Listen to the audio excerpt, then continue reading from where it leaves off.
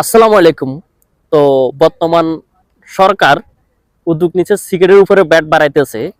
তো শুনতেছি নাকি বেনসন একটা 20 টাকা করছে, 20 টাকা করছে নাকি। তো আমি বলবো যে বেনসন একটা 20 টাকা করছে, এটা কম বাড়ছে।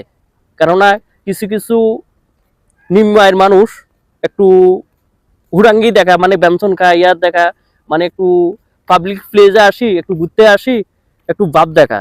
তো আমি আমার মতে ওই বেনসন সিগারেটটা এটা একটা সর্বনিম্ন যেটা এটা 100 টাকা করা উচিত ছিল।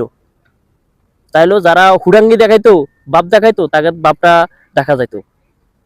তো বেনসনটা এটা কম হয়ে গেছে। বেনসন সিগারেট একটা 100 টাকা করা উচিত। কিছু কিছু যেন আউল ফাউল লোকেরা আসি, বাপটা যেন মারাতে যেন না পারে। হ্যাঁ ভাই, বাপ মারা কিছু কিছু লোক এ ধরনের ফুটপাতে কফি খাইতেও আসিও, কিংবা ওই যুক্তরাষ্ট্র নিউ ইয়র্ক সিটিতে কফি খাইছে, তারপরে এই লন্ডনের ম্যানচেস্টারে কফি খাইছে, কিংবা স্পেনে কফি খাইছে, কিংবা ইতালির রোমে কফি খাইছে, ওই তুলনা করে। আর বেটা এটা 10 টাকার কফি, 20 টাকার কফি খাইতে আসি, ওখানে কি তুলনা করে একটু ভাব দেখা। তো ওই জন্য বলতেছি যে বেনসন সিগারেট একটা সর্বনিম্ন সর্বনিম্ন হওয়ার দরকার 100 টাকা।